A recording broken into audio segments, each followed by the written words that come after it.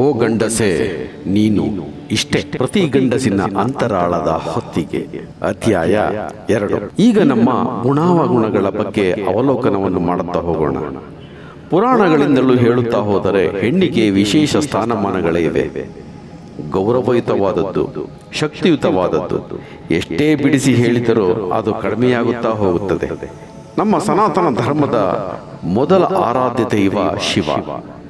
ಮನುಕುಲದ ಶ್ರೇಯೋಭಿವೃದ್ಧಿಗಾಗಿ ಪ್ರಪಂಚವನ್ನೇ ಸುತ್ತಿ ಎಲ್ಲರನ್ನು ಒಂದುಗೂಡಿಸಿ ಜನ್ಮ ರಹಸ್ಯವನ್ನು ಬಿಡಿಸುವುದರೊಂದಿಗೆ ಅದಕ್ಕೆ ಪ್ರೀತಿಸುವ, ಗೌರವಿಸುವ, ಪೂಜಿಸುವ ಸ್ಥಾನಮಾನಗಳನ್ನು ರೂಢಿಸಿದಂಥವನು ಶಿವ.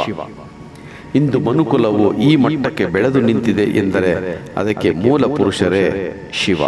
ಇಂತಹ ಶಿವನು ಹೆಂಡತಿಯಿಂದ, ಅಂದರೆ ಹೆಂಡತಿಯರಲ್ಲಿ ಪಾರ್ವತಿಯಿಂದ ಸಂಕಷ್ಟಕ್ಕೆ ಸಿಕ್ಕಿಕೊಂಡ ಒಂದು ಘಟನೆಯನ್ನು ನಿಮಗೆ ಹೇಳುತ್ತೇನೆ.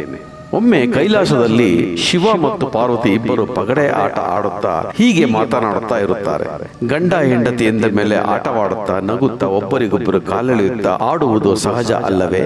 ಎಲ್ಲಿಯೂ ಹಾಗೆಯೇ ಆಟವಾಡುತ್ತಾ ಶಿವನು ಹೇಳುತ್ತಾನೆ, ಎಲ್ಲವೂ ಮಾಯೆ, ಹಾಗೆ ಅನ್ನ ಆಹಾರ ಕೂಡ ಮಾಯೆ, ಭ್ರಮೆ ಅಂತ ಹೇಳುತ್ತಾನೆ. ಈ ಮಾತನ್ನು ಕೇಳಿ ಪಾರ್ವತಿ ದೇವಿಗೆ ಕೋಪ ಬರುತ್ತದೆ. ನಮ್ಮ ಹಸಿವನ್ನು ನೀಗಿಸುವ ಅನ್ನವನ್ನು ಮಾಯೆ, ಅದೊಂದು ಭ್ರಮೆ ಎಂದರಲ್ಲ ಎಂದು. ಸಕಲ ಮಾಯೆಯನ್ನು ನಿಯಂತ್ರಿಸುವ ಸಾಕ್ಷಾತ್ ಯೋಗ ಮಾಯೆ ಪಾರ್ವತಿ ದೇವಿಗೆ ಈ ಮಾತಿನಿಂದ ದುಃಖವಾಗುತ್ತದೆ, ಜೊತೆಗೆ ಕೋಪ ಬರುತ್ತದೆ. ಏಕೆಂದರೆ ಸ್ವತಃ ಪಾರ್ವತಿಯೇ ಯೋಗ ಮಾಯೆ, ನಮ್ಮ ನಿತ್ಯದ ಅನ್ನ ಆಹಾರದ ಪ್ರತಿರೂಪ. ಇನ್ನು ಬೇಸರ, ಕೋಪ ಬರದೇ ಇರುತ್ತದೆಯೇ? ಒಮ್ಮೆ ಹೆಣ್ಣು ಮಕ್ಕಳಿಗೆ ಕೋಪ ಬಂದರೆ ಮುಗಿಯಿತು. ಈಗಿನವರು ತವರು ಮನೆಯ ಹಾದಿ ಹಿಡಿಯುತ್ತಾರೆ, ಇಲ್ಲ ಡಿವೋರ್ಸ್ ಕೊಡುತ್ತಾರೆ. ಆ ಕಾಲಘಟ್ಟದಲ್ಲಿ ಹೀಗಿರಲಿಲ್ಲ. ಹೆಣ್ಣು ಒಮ್ಮೆ ಮದುವೆಯಾದರೆ ಗಂಡನ ಮನೆ ಸೇರಿದಳೆಂದರೆ ಇನ್ನೆಂದೂ ತವರು ಮನೆ ಹಾದಿಯನ್ನು ಹಿಡಿಯುವಂತಿಲ್ಲ. ತನ್ನ ಅಳಿವಾಗಲಿ ಉಳಿವಾಗಲಿ ತನ್ನ ಕೊನೆಯ ಉಸಿರಿರುವವರೆವಿಗೂ ಗಂಡನ ಮನೆಯಲ್ಲಿಯೇ ಇರಬೇಕು. ಕೊಟ್ಟ ಹೆಣ್ಣು ಕುಲದಿಂದ ಹೊರಕ್ಕೆ ಎನ್ನುವ ಗಾದೆಯಂತೆ. ಈ ಗಾದೆಯ ಮರ್ಮವೇನು ಗೊತ್ತೇ? ನಮ್ಮ ಕುಲದಿಂದ ಹೋದ ಹೆಣ್ಣು ಮತ್ತೊಂದು ಕುಲವನ್ನು ಬೆಳಗಲಿ, ಆ ಕುಲದ ವಂಶ ಬೆಳಗಲಿ ಎಂದು. ಹೆಣ್ಣು ಇರುವುದೇ ವಂಶವನ್ನು ಬೆಳಗುವ ದೀಪವೆಂದು ಅಲ್ಲವೇ? ಆ ದೀಪ ನಂದಿ ಹೋಗದಿರಲಿ ಎಂದು ಎಲ್ಲರೂ ಹೆಣ್ಣಿಗೆ ತಲೆಬಾಗುತ್ತೇವೆ. ಯಾಕೆಂದರೆ ಭಯದ ಮೂಲ ಅಲ್ಲೇ ಇರುವುದು. ಹೆಣ್ಣು ಸಿಟ್ಟಿಗೆದ್ದರೆ ವಂಶವೇ ಸರ್ವನಾಶವಾಗುತ್ತದೆ. ಹಾಗೆಯೇ ಉದ್ಧಾರವಾಗದ ಗಂಡಿನ ಜ್ಯೋತಿಷ್ಯವನ್ನು ನೋಡುವ ಜ್ಯೋತಿಷಿಗಳು ಹೇಳುವುದು ಹೆಣ್ಣಿನ ಶಾಪವಿದೆ ಎಂದು ಹೇಳಿ ಒಂದಷ್ಟು ಪರಿಹಾರಗಳನ್ನು ಹೇಳುತ್ತಾರೆ. ಅದಕ್ಕೆ ಗಂಡಸು ಮನೆಯೊಳಗೆ ಹೆಣ್ಣಿನ ಮುಂದೆ ತಲೆ ತಗ್ಗಿಸಿರುತ್ತಾನೆ. ಇದು ಗಂಡಸು ಮಾತ್ರ. ಹೆಣ್ಣಿಗೆ ಈಗ ಇದು ಅನ್ವಯವಾಗುವುದಿಲ್ಲ. ಕಾಲ ಬದಲಾದಂತೆ ಬದಲಾಗಿ ಹೋಗಿದೆ. ಮದುವೆಯಾಗಿ ಹೋದ ಹೆಣ್ಣಿಗೆ ಅವಳ ತವರು ಮನೆಯೇ ಆಸ್ತಿ, ಅಲ್ಲೇ ಬದುಕು. ಅವರಿಗೆ ಕೊಡುವಷ್ಟು ಗೌರವವನ್ನು ತನ್ನ ಗಂಡನ ಮನೆಯ ಅಪ್ಪ ಅಮ್ಮಂದಿರಿಗಾಗಲಿ ಗಂಡನ ಸುತ್ತಲ ಕುಟುಂಬಕ್ಕಾಗಲಿ ಕೊಡುವುದಿಲ್ಲ. ದ್ವೇಷಾಸೂಯೆಗಳಿಂದ ಬೇಯುವಂತೆ ಮಾಡಿಕೊಳ್ಳುತ್ತಾರೆ. ಪಾರ್ವತಿ ಹಠಕ್ಕೆ ಬೀಳುತ್ತಾಳೆ. ಶಿವನಿಗೆ ಹೆಣ್ಣಿನ ಮಹತ್ವ, ಮುಖ್ಯವಾಗಿ ತನ್ನ ಮಹತ್ವ ಮತ್ತು ಅನ್ನದ ಮಹತ್ವದ ಅರಿವು ಮೂಡಿಸಬೇಕು ಎಂದು ಹಠ ತೊಟ್ಟು ಪಾರ್ವತಿ ದೇವಿ ಅದೃಶ್ಯಳಾಗುತ್ತಾಳೆ. ಶಿವ ಒಂಟಿಯಾಗುತ್ತಾನೆ. ತನ್ನೆಲ್ಲ ಯೋಗಕ್ಷೇಮವನ್ನು ನೋಡಿಕೊಳ್ಳುತ್ತಿದ್ದ ಹೆಂಡತಿ ಮಾಯವಾದಳೆಂದರೆ ಗಂಡಸಿಗೆ ದಿಕ್ಕು ತೋಚದಂತಾಗುತ್ತದೆ. ಶಿವನಿಗೂ ಹಾಗೆಯೇ ಆಯಿತು. ದೇವರು ಶಿವನಿಗೆ ಪಾರ್ವತಿಯನ್ನು ಹುಡುಕುವುದು ಕಷ್ಟವಾಯಿತೆ ಎಂದು ಯೋಚಿಸಬೇಡಿ. ಯಾರಿಗೇ ಆಗಲಿ ತಮಗೆ ದೊರಕುವ ಸಂದರ್ಭಗಳು, ಸನ್ನಿವೇಶಗಳು ಎಂತಹವರನ್ನಾಗಲಿ ಮೂಕ ವಿಸ್ಮಿತರನ್ನಾಗಿ ಮಾಡುತ್ತದೆ. ಕತ್ತಲು ಕವಿದಂತಾಗುತ್ತದೆ. ಈಗಲೂ ಹಾಗೆಯೇ ಅಲ್ಲವೇ? ಹೆಂಡತಿ ತವರಿಗೆ ಹೋದಳೆಂದರೆ ಅವಳನ್ನು ನಂಬಿರುವ ಗಂಡನಿಗೆ ನಿದ್ದೆ ಬರುವುದಿಲ್ಲ, ಊಟ ಮಾಡಲು ಉತ್ಸಾಹವಿರುವುದಿಲ್ಲ. ದಿನಕ್ಕೆ 10 ಬಾರಿ ಫೋನ್ ಮಾಡುತ್ತಾನೆ. ಮನೆಯಲ್ಲಿಟ್ಟಿರುವ ಪದಾರ್ಥಗಳ ಬಗ್ಗೆ ವಿಚಾರಿಸುತ್ತಲೇ ಇರುತ್ತಾನೆ. ಆಗ ಫೋನ್ ಇರಲಿಲ್ಲ ಬಿಡಿ, ಶಿವ ಮೌನವಾಗುತ್ತಾರೆ. ಪಾರ್ವತಿ ದೇವಿ ಮಾಯವಾದ ಕಾರಣ ಜಗತ್ತಿನಲ್ಲಿ ಇರುವ ಎಲ್ಲ ಆಹಾರ ಪದಾರ್ಥಗಳು ಮಾಯವಾಗುತ್ತದೆ.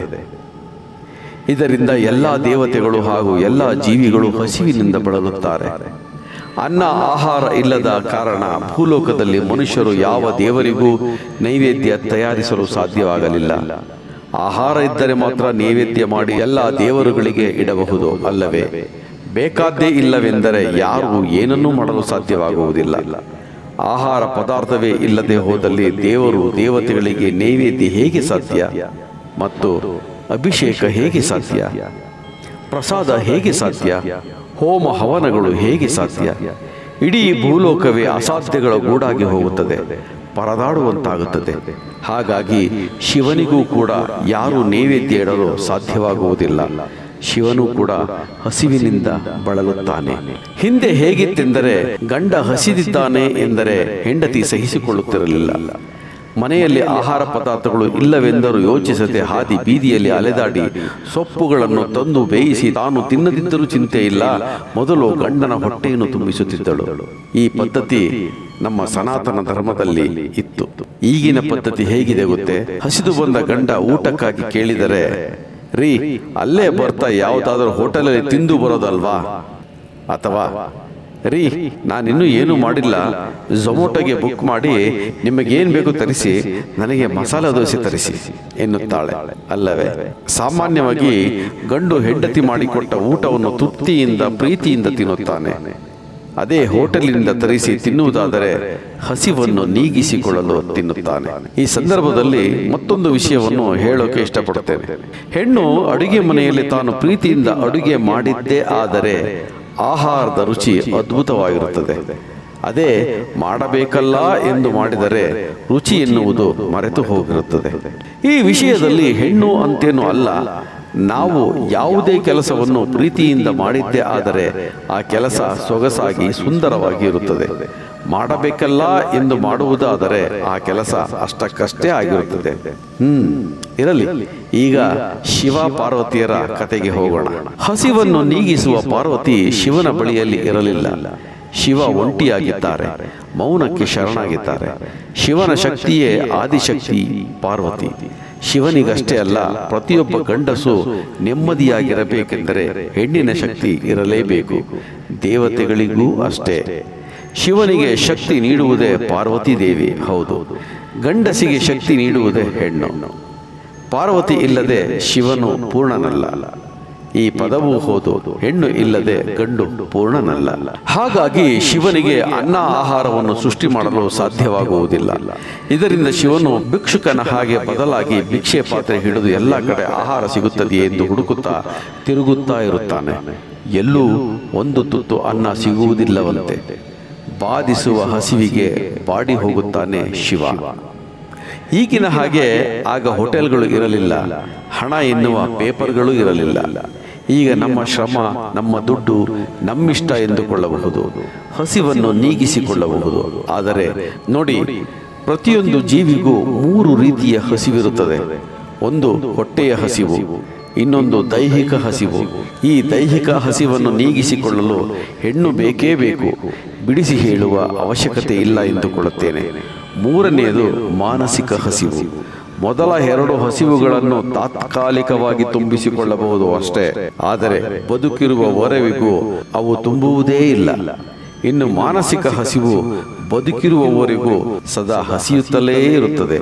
ಈ 3 ಹಸಿವನ್ನು ಗಂಡಸಿನಿಂದ ತಡೆದುಕೊಳ್ಳಲು ಆಗುವುದಿಲ್ಲ.